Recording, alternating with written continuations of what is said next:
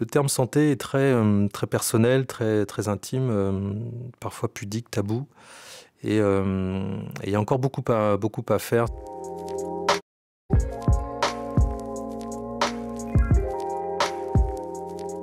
Bonjour à tous, vous écoutez le podcast du club TGS France consacré à la santé des dirigeants d'entreprise. De plus en plus d'études tendent à démontrer le lien entre santé du dirigeant et performance économique de l'entreprise. Souvent perçus comme des super-héros, les dirigeants de TPE-PME se retrouvent pourtant seuls pour faire face aux difficultés de leur entreprise ou leur mal-être personnel. Alors comment préserver sa santé en tant que dirigeant ? Comment concilier performance et santé et faire du bien-être un axe clé du projet entrepreneurial ? Ce podcast ambitionne de répondre à ces questions en croisant les regards d'experts, de professionnels et de chefs d'entreprise. Nous allons dans ce dernier épisode nous focaliser sur le cas des entrepreneurs en franchise, situation très familière à TGS France qui accompagne les réseaux de franchise depuis plus de 25 ans. Dirigeants, comment concilier bien-être et performance ? Épisode 4.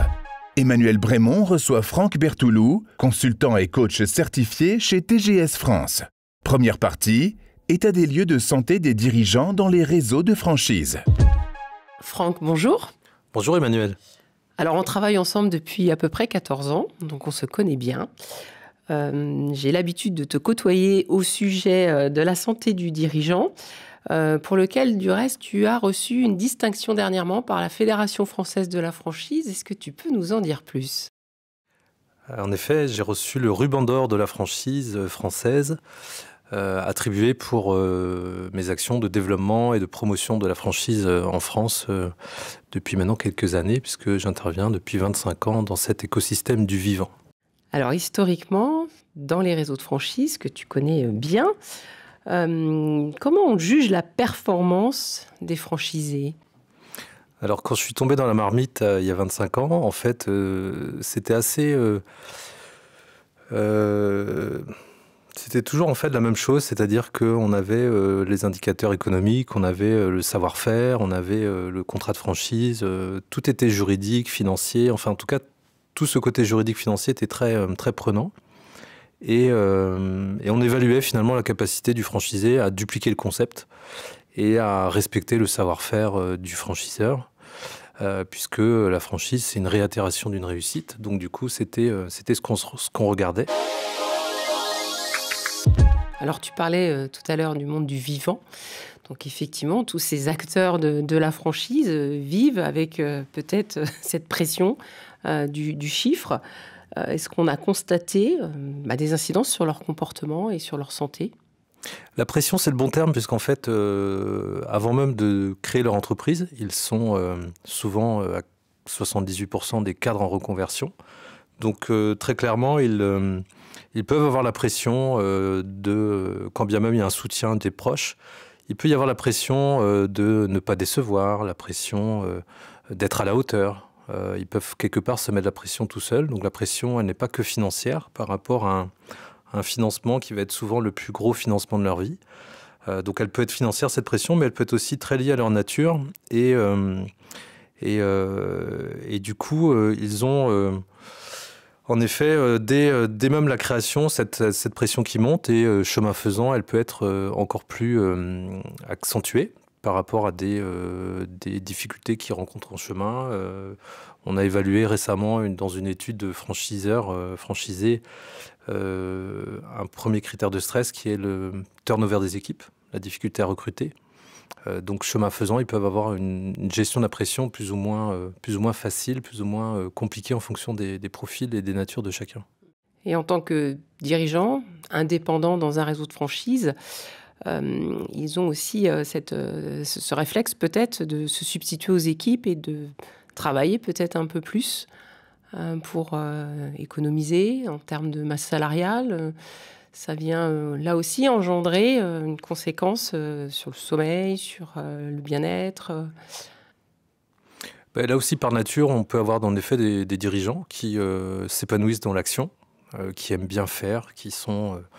on appelle ça techniquement des pratiques. Ils s'épanouissent véritablement dans la franchise d'ailleurs, puisqu'ils ont besoin de repères, ils ont besoin d'un cadre, ils ont besoin de maîtriser un savoir-faire pour ensuite développer de l'autonomie. Et finalement, difficulté pour eux à déléguer, difficulté pour eux de transmettre ce savoir-faire à leurs équipes. Donc l'humain est vraiment au cœur de la performance et de la réussite. Est-ce que les animateurs dans les réseaux de franchise sont finalement prêts, armés, formés pour accompagner tout cela ? Alors je forme beaucoup d'animateurs de réseau via l'Académie de la franchise au sein de la Fédération française de la franchise sur un thème que j'adore qui est animer ses franchisés dans les situations difficiles. Et le constat est assez éloquent et je me sens comme pris d'une mission d'une certaine façon, puisque moi à l'époque il y a 25 ans je n'avais pas accès à tout ce dont on a accès aujourd'hui, à savoir énormément d'informations sur le développement personnel, une formation que j'ai suivie sur le coaching et qui apporte un regard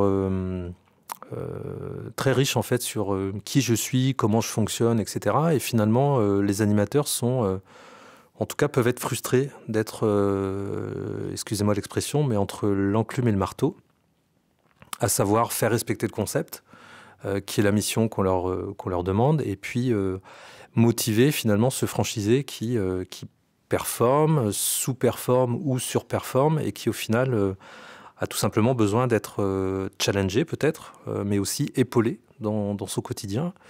Et donc du coup, les animateurs ont cette habitude finalement de penser qu'ils peuvent pouvoir avoir un impact sur leur interlocuteur, de pouvoir le changer. Face à une situation, ne vivent pas très bien finalement l'interaction avec eux parce que on peut avoir des franchisés en stress, en pression ou des franchisés qui sont quelque part dans une forme d'agressivité perçue en tout cas par les animateurs parce que frustrés, parce que peut-être révoltés, parce que en colère, pour tout un tas de raisons, que ce soit un registre pro ou perso d'ailleurs. Et donc là, on rentre dans le cœur vraiment du réacteur, à savoir l'interaction humaine, le capital humain, avec toute sa richesse et sa complexité. Et on sent des animateurs qui ne sont pas forcément armés. Donc j'ai à cœur de les aider à mieux comprendre comment ils fonctionnent, eux déjà en tant qu'animateurs, en tant que personnes, pour pouvoir véritablement comprendre, avoir des déclics, pour ensuite aller mieux interagir avec leurs franchisés en interaction individuelle. Dirigeant, comment concilier bien-être et performance ? Deuxième partie, du développement personnel à un dirigeant qui performe. Quelles actions ? À t'écouter, on sent l'écart qu'il peut y avoir entre le franchiseur qui va être dans une dynamique très positive, très tournée vers l'avenir, vers l'évolution de son concept, vers son développement.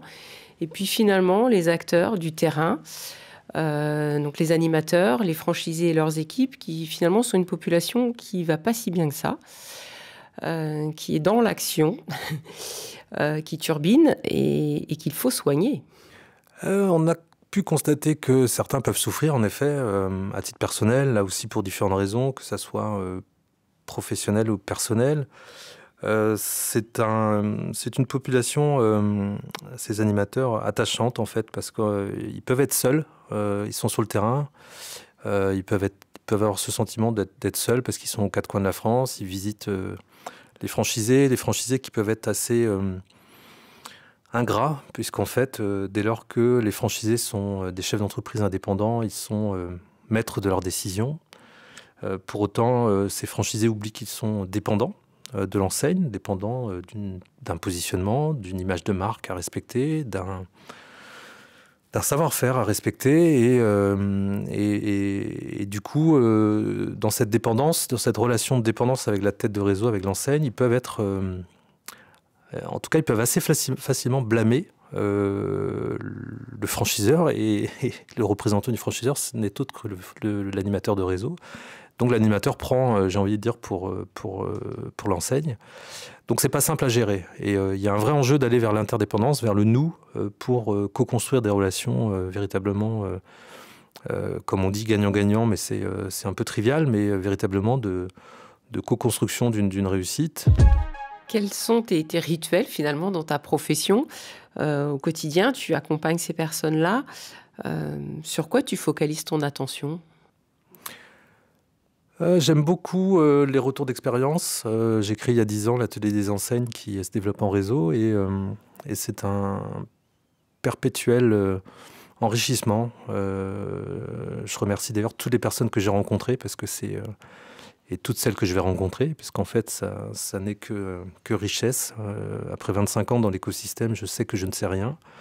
Et donc, j'aime beaucoup les retours d'expérience, puisqu'en fait, tout ce qui a été testé participe à une compréhension de cet écosystème.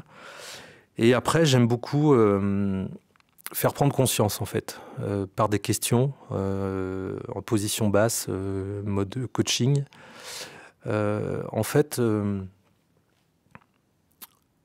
poser les questions qui participent à mon interlocuteur à prendre conscience de ce qu'il sait déjà faire, de ce qu'il est en capacité de faire, et du coup, de le challenger et puis finalement de l'aider à prendre conscience de tout ça et peut-être ouvrir justement par du retour d'expérience sur la façon dont il peut peut-être aller chercher le 1% de plus dans sa façon de faire, mais simplement le 1% de plus parce qu'il faut qu'il prenne conscience de toute sa capacité, toutes ses forces, avant toute chose pour véritablement prendre confiance et puis prendre conscience tout simplement de ce qu'il est capable de mettre en place.